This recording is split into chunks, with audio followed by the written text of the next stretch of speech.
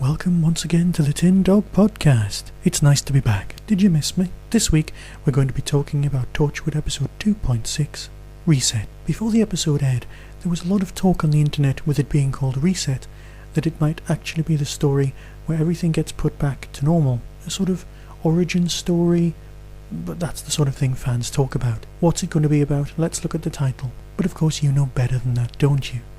You know to hang on and actually watch the episode. But when did you watch it? Did you watch it on BBC 3? Did you wait till it was on BBC 2? Did you acquire it via some sort of demon thing? Did you use the BBC interactive player thing? Now that's where I've got a little issue. You see, thanks to the fact that Torchwood is on 1 week before it's on, if you see what I mean, on ordinary TV, that gives it a fortnight, 2 weeks to people who don't use the word fortnight, to download it. The shows are meant to be available online for 1 week, but if you go to watch again BBC 3, you can watch the episode for 1 whole week, and then if you go to watch again BBC 2, you can watch the same episode for another week. So will that double the BBC iPlayers audience figures for that show? Will they be added together? Is it some cunning ruse, or is it just the fact that the show's shown on 2 different channels and that's what they have to do? In order to try and get this show out before the following episode aired on BBC 3, I must admit I gave in and watched Reset on a recording I'd made from BBC 3, and you know, that logo, oh my god, who selected that? They're normally annoying, they're normally in your face, but it's bright pink. What are they trying to say? I know Torchwood has a certain pink element to it, but not the programme itself. It's rubbish. It's just not, it's a lovely typeface. It's well executed. If you have to have a logo, it's a perfectly reasonable shape. Just bright pink just makes you stare at it and stare and stare like some strange alien. Sorry, I'm digressing again, aren't I? Same as usual. Have a drink. I've rambled long enough about how I watched the episode.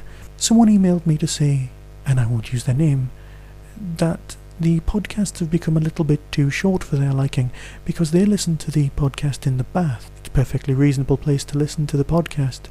I'm not quite sure if the headphones from their iPod would get wet, or if they've got one of those nice speaker systems, but it did get me thinking about, where do people listen to the podcast? Whereabouts am I in your lives? Am I on the bus with you, travelling to school or to work? In the car with one of those nice iTrip FM signal senders coming out of your radio? Am I on your sat-nav system? Where are you listening to me right now? It's just something of interest, really. You can email me at tin-dog.co.uk. The person who was complaining, well, not complaining, more sort of mentioning that the shows had got shorter, had a valid point. The reviews of Torchwood had become quite short. The reason for this is mainly because I didn't have a lot to say about them. They were perfectly reasonable episodes, they were well executed, they were indeed a major advance on last year's product, but they didn't truly inspire. Also, the same person wondered if I was going to reintroduce the Who Mix theme tunes, which I'd love to do. If people want to give me the permission to use their tracks, they can send them to me via email and I'll upload them. The person called Jex, who did the Who-Rhythmics a few weeks ago, also gave me permission to use their other tracks, so I'm also going to finish today with another track called Exiles in the Fourth Dimension, which has got some fantastic samples and I'm sure you'll enjoy it. Please don't skip to the end just yet though, because I haven't actually reviewed the episode yet. So what did I think? Well, you know I enjoyed it. You know I liked it. Martha returned, which is a great thing. Not that I was ever Martha's greatest fan, but it's nice that this show has got more Doctor Who touches to it. When Doctor Who was taken away from us in '89 and Virgin Novels came along, they were the nearest thing to Doctor Who we had in the gap, a sort of methadone of Doctor Who-ness, and that's what Torchwood is. It's something that's almost but not quite Doctor Who, filling up that gap in between seasons. And the more references that we get to the old classic series or to the modern series, the happier we are. Martha was reference number 1, but reference number 2 was even better. Unit. Oh, it was lovely to have UNIT back, and not just standing at the back wearing their lovely red berets. More of the red berets later. It seems that there was an issue with the use of UNIT. Of course, it used to stand for United Nations Intelligence Task Force, but the United Nations, I don't think, were actually asked if they could use the name, admittedly in a fictional setting. Or perhaps they're just a little bit too close to home, and there really is a unit working for the United Nations. It would make sense. In fact, I'd be slightly disappointed if there wasn't something like UNIT in existence, but that's just the old X-Files fan in me. So it looks like something can be called a unit, as long as they don't mention the UN. I mentioned it once, I think I got away with it. Before watching this episode, I only knew one thing. Before watching this episode, I only knew two things. One, Martha was returning, and two, Jim Robinson would be in it, playing some sort of scientist.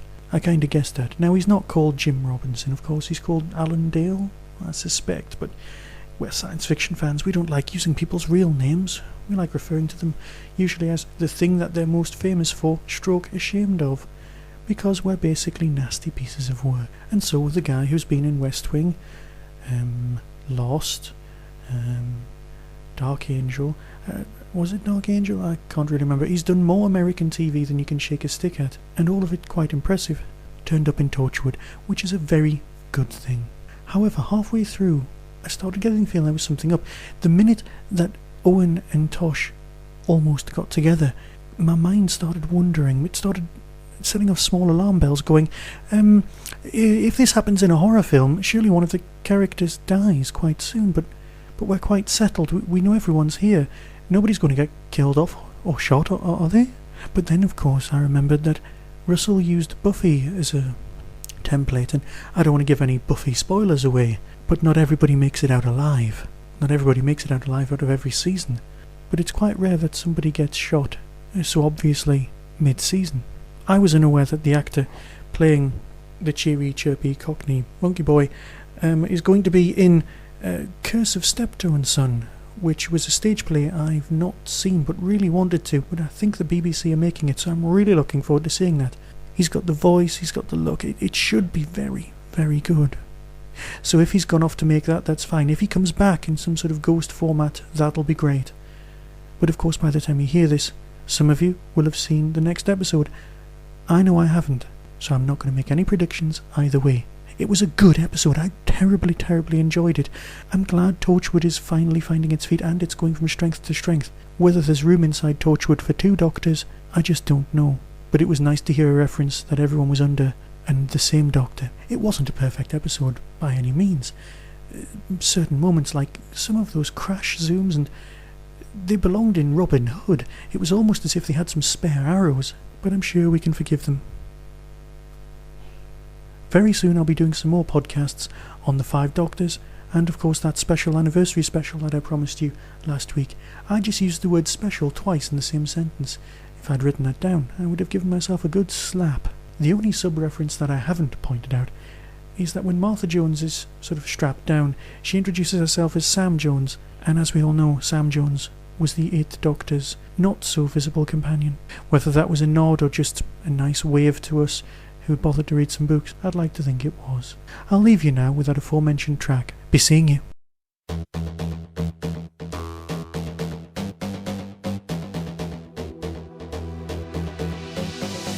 Have you ever thought what it's like to be wanderers in the fourth dimension? To be exiles? Have you? I can see by your face that you're not certain. You don't understand.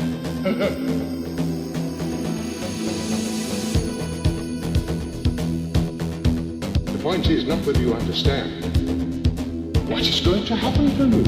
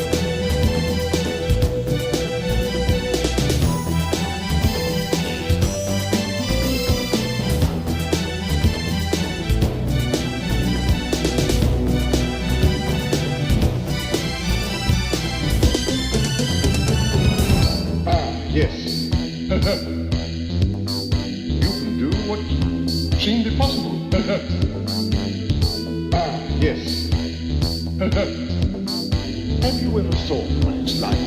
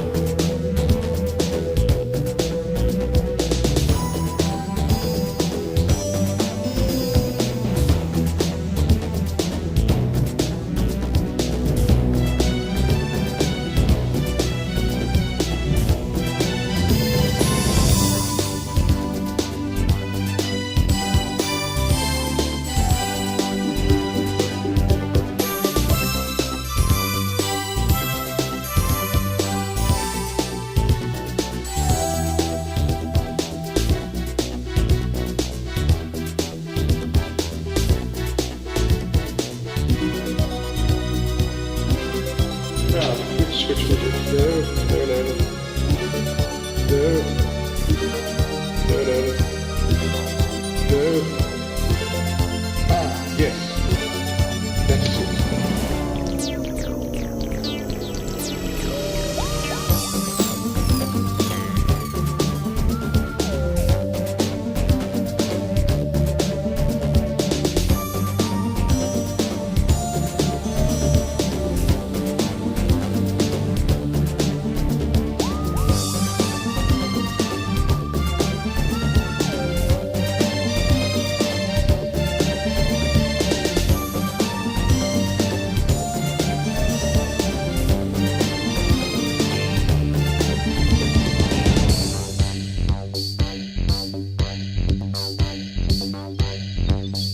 Have you ever thought what it's like to be wanderers in the fourth dimension? To be exiles? Have you?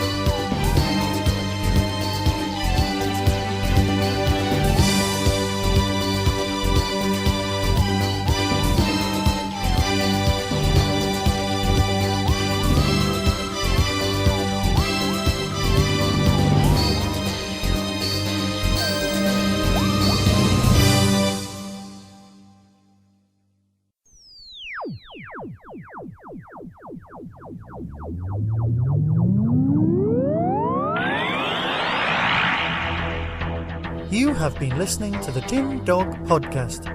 Doctor Who and its associated shows are all trademark of the BBC. No infringement is intended.